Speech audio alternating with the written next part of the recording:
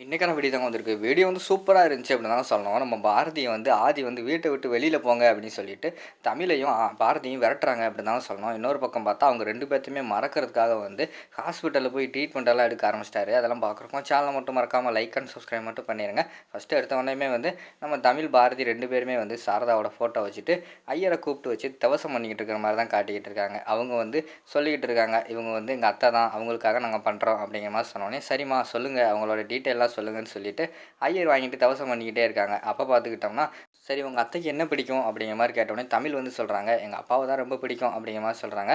இல்லம்மா அத கேட்கல, அவங்க என்னத்த விரும்பி சாப்பிடுவாங்க அப்படிங்கிற மாரி சொன்னோனே, அவங்க ஒரு லிஸ்ட் சொல்றாங்க. சரி இத வச்சு வந்து டெய்லி சாமி கும்பிடுங்க அப்படிங்கிற மாரி சொல்றாங்க. அங்கிட்டு பார்த்தா ஐயர் எல்லா ஏற்பாடும் பண்ணிக்கிட்டு இருக்காங்க. அந்த நேரத்தில பார்த்தா ஆதி வந்து வராங்க. "நிறுத்துங்க, நிறுத்துங்க பாரதி" அப்படிங்கிற மாரி கத்துறாங்க. எல்லாருமே ஷாக்கா எழுந்துச்சு நிக்கிறாங்க.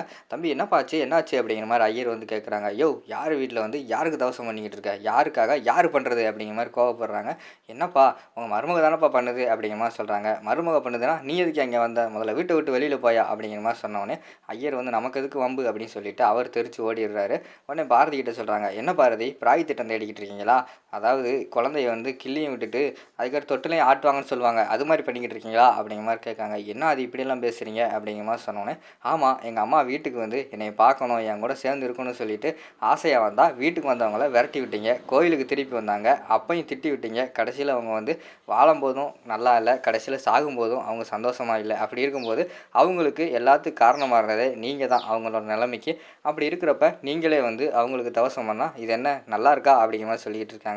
"என்ன அது புரியாம பேசிக்கிட்டு இருக்கீங்க? இங்க பாருங்க பாரதி, நான் எல்லாமே புரிஞ்சுட்டு தான் பேசிக்கிட்டு இருக்கேன். நான் ஃபர்ஸ்ட்டே உங்ககிட்ட சொன்னேன்ல, இந்த தப்பெல்லாம் நீங்க திருத்திக்கிடும்போது வந்து, நான் வந்து உங்ககிட்ட இருக்க மாட்டேன். எங்கேயோ போயிருப்பேன் அப்படிங்கிற மாரி சொன்னேன்ல. திருப்பி திருப்பி வந்து என்னோட பெர்சனல் விஷயத்துல நீங்க வந்து இன்வால்வ் ஆகாதீங்க. எங்க அம்மாவுக்கு என்ன செய்யணும்னு சொல்லிட்டு எனக்கு தெரியும். தேவையில்லாம வந்து நீங்க அதெல்லாம் பண்ணிக்கிட்டு இருக்காதீங்க" அப்படிங்கிற மாரி சொல்றாங்க. இல்ல அது எல்லாத்துக்குமே அந்த தர்மலிங்கம் தான் அப்படிங்கிற மாரி சொல்லிக்கிட்டு இருக்காங்க. தர்மலிங்கம் சொன்னாருன்னா, "உங்களுக்குங்க அறிவு போச்சு. இவ்வளோ பெரிய ஆளா வளர்ந்துருக்கீங்கல்ல, அப்படி இருக்கும்போது கொஞ்சமாவது யோசிச்சிருக்கணும்ல. இல்லைன்னா நான் சொல்கிறதையாவது கேட்டுருக்கணும்ல. எதுவுமே பண்ணல. அப்படி இருக்கும்போது எங்கள் அம்மாவை இப்படியெல்லாம் பண்ணிவிட்டு இதெல்லாம் பண்ணால் நல்லா இல்லை அவ்வளோதான் சொல்லிட்டேன் பார்த்துக்கோங்க" அப்படின்னு சொல்லிட்டு இவரும் கோவப்பட்டு அந்த இடத்துலேருந்து போகிற மாதிரி தான் காட்டிக்கிட்டு இருக்காங்க. அடுத்த சீனில் பார்த்துக்கிட்டோம்னா ஆண்டாளை கூப்பிட்டு வச்சுருக்காங்க. அதுக்குள்ளே வந்து ஏய் என்ன கூப்பிட்டு வச்சுட்டு அமைதியாக இருக்கீங்க, விஷயத்த சொல்லுங்கள் அப்படிங்கிற மாதிரி சொன்னோன்னே பாட்டி வந்து சொல்கிறாங்க, இங்கே பாருடி எனக்கு வந்து இந்த வீடு அதுக்கடுத்து மதுரையில் சொத்து பக்கத்து ஊரில் நிலம் எல்லாமே இருக்குது சரியா. நான் வந்து வயசாயிடுச்சு, இனி கடைசி காலத்தில் வந்து என் சொத்தை ரெண்டாக பிரித்து என்னோடய பேரன்களுக்கு நான் கொடுக்க போகிறேன் அப்படிங்கிற மாதிரி சொல்லிக்கிட்டு இருக்காங்க. யாருக்கு கொடுக்க போகிற அப்படிங்கிற மாதிரி கேட்டோன்னே, அழகருக்கும் இந்த ஆகாஷ் தம்பிக்கும் நான் கொடுக்க போகிறேன் சரியா அப்படிங்கிற மாதிரி சொன்னோடனே ஆண்டாள் வந்து கேட்குறாங்க, அப்போ இந்த வீடு அப்படிங்கிற மாதிரி சொன்னோடனே, இந்த வீடு வந்து ஆகாஷ் தம்பிக்கு போகுது, மதுரை அதுக்கடுத்து அங்கிட்டு இருக்கிற நிலம் எல்லாம் வந்து அழகர் கொடுக்க போகிறேன். சரி எல்லாத்தையும் அவங்க 2 பேத்துக்கு பிரித்து கொடுத்துட்டா நான் எங்கே போகிறது அப்படிங்கிற மாதிரி சொல்கிறாங்க. ஏய் உனக்கு தான் உன் புருஷன் இருக்கான்ல, உன் புருஷன் கூட போய் மதுரையில் ஜம்முன்னு வீட்டை கட்டி அங்கே போய் வாழு அப்படிங்கிற மாதிரி சொல்கிறாங்க. அப்போ நான் அப்பா என்ன பண்ணுவார் அப்படிங்கிற மாதிரி கேட்டவனே, அதான் நினச்சேன் என்னடா இன்னும் உங்கள் அப்பனை கேட்கலன்னு நினச்சேன். அவங்க அப்பனை அவனையே சம்பாரித்து கட்டிக்கிற சொல்லு, அவனுக்காகலாம் என்னால் எதுவும் தர முடியாது அப்படிங்கிற மாதிரி சொல்லிக்கிட்டு இருக்காங்க. அப்போனா எனக்கு இதில் விருப்பம் இல்லை, நான் எங்கள் அப்பா கூட தான் இருப்பேன், எங்கள் அப்பாவை பிரிஞ்சு நான் வந்து கஷ்டப்பட வச்சுட்டு நான் தனியாக வரமாட்டேன் அப்படிங்கிற மாதிரி சொல்லிவிட்டு அந்த இடத்துலேருந்து கோவப்பட்டு போயிடுறாங்க. அடுத்த சீனில் வந்து ஆதி வந்து நைட் நேரத்தில் வந்து பெட்டில் தூங்கிக்கிட்டு இருக்காங்க. அப்போ வந்து தமிழும் பாரதியும் வராங்க. தமிழ் விறுவிறுன்னு ஆதி பக்கத்தில் பெட்டில் படுக்க போகிறாங்க. அப்போ வந்து தமிழ் வந்து தடுத்துடுறாங்க. அங்கே போகாத வேண்டாம் அப்படிங்கிற மாதிரி சொன்னோடனே 2 பேருமே கீழே படுத்துருக்காங்க. கீழே படுத்துருக்கிற நேரத்தில் ஆதிக்கு வந்து ஒரு கனவு வருது. அவங்க அம்மாவும் கனவுல வர்ற மாதிரி காட்டுறாங்க, பாரதியும் கனவுல வர்ற மாதிரி காட்டுறாங்க. இதுக்கு முன்னாடி நடந்த நிகழ்வெல்லாம் வந்து அவர் மைண்டுக்குள்ளே ஓடுற மாதிரி காட்டுறாங்க. அந்த இடத்துல பதறி போய் அம்மா அப்படி சொல்லி கத்தி எந்திரிக்காங்க. இங்கிட்டு பார்த்தா பாரதியும் தமிழ் எந்திரிச்சிடுறாங்க. அது என்னாச்சு என்னாச்சு அப்படின்னு கேட்க, இங்கிட்டு பார்த்தா தமிழ் வந்து அப்பா என்னப்பா என்னாச்சு என்னாச்சுன்னு கேட்காங்க. நீங்கள் வெளியில் போங்க, நீங்கள் எதுக்கு வந்தீங்க அப்படிங்கிற மாதிரி கேட்காங்க. என்ன அது இங்கே தானே நாங்கள் ரெகுலராக படுத்துங்கிறோம் அப்படிங்கிற மாதிரி சொன்னாங்க. தயவுசெய்து நீங்கள் வெளியில் போங்க, வீட்டுக்குள்ளே இருக்காதீங்க, வெளியில் போங்க வெளியில் போங்கன்னு கத்த ஆரம்பிச்சிடறாரு.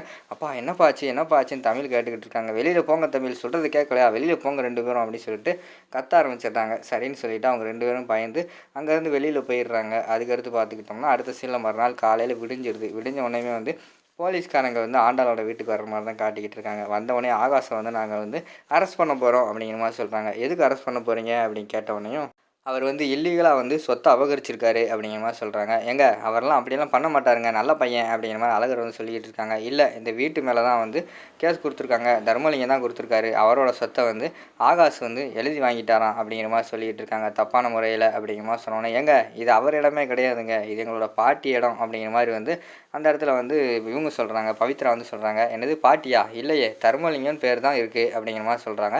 இதுக்கு முன்னாடி யார் பேர்ல இருந்துச்சு? அப்படிங்கிற மாரி கேட்டோனே, இதுக்கு முன்னாடி வந்து கண்ணாத்தா அப்படிங்கிற பேரில் இருக்குது அப்படிங்கிற மாதிரி சொல்கிறாங்க. ஏங்க கண்ணாத்தாங்கிறது இந்தா இருக்காங்க உயிரோட பாட்டி அப்படின்னு சொல்லிட்டு அழகர் வந்து சொல்கிற மாதிரி காட்டிக்கிட்டு இருக்காங்க. இல்லை அவங்க வந்து இறந்துட்டாங்க அப்படின்னு சொன்னோடனே ஷாக் ஆகிடுறாங்க. என்னது இறந்துட்டாங்களா அப்படிங்கிற மாதிரி சொன்னோடனே, ஆமாங்க தர்மலிங்கம் வந்து எங்கள் அம்மா வந்து இறந்துருச்சு, அதனால் அது சொத்தெல்லாம் எனக்கு கொடுங்கன்னு சொல்லிட்டு அவர் ஆல்ரெடி வந்து எழுதி வாங்கிட்டாருங்க, இப்போ அவர் பேரில் தான் இருக்குது அப்படிங்கிற மாதிரி சொன்னோடனே பாட்டி வந்து இடிஞ்சு உட்காந்துருது. என்னது நான் இறந்துட்டேன்னு சொல்லிட்டானா அப்படின்னு சொல்லிட்டு அந்த இடத்துல உட்காந்து அழுக ஆரம்பிச்சிருது. ஆண்டாள் வந்து சொல்கிறாங்க, சார் எனக்கு கொஞ்சம் டைம் கொடுங்க, இந்த வீட்டில் வந்து நிறைய பிரச்சனை நடந்ததுனால இது அப்படியே தப்பாக ஏதோ பண்ணிட்டாரு எங்கள் அப்பா, நான் பேசி தீர்த்துக்கிறேன் அப்படிங்கிற மாதிரி சொல்கிறாங்க. சரி மேடம், குடும்ப பிரச்சனைனால விட்டுட்டு போகிறேன், சாயங்காலத்துக்குள்ளே என்ன ஏதுன்னு எனக்கு ஒரு முடிவு சொல்லுங்கள் அப்படின்னு சொல்லிட்டு போலீஸ்காரங்க வந்து அந்த இடத்துல இருந்து போயிடுறாங்க.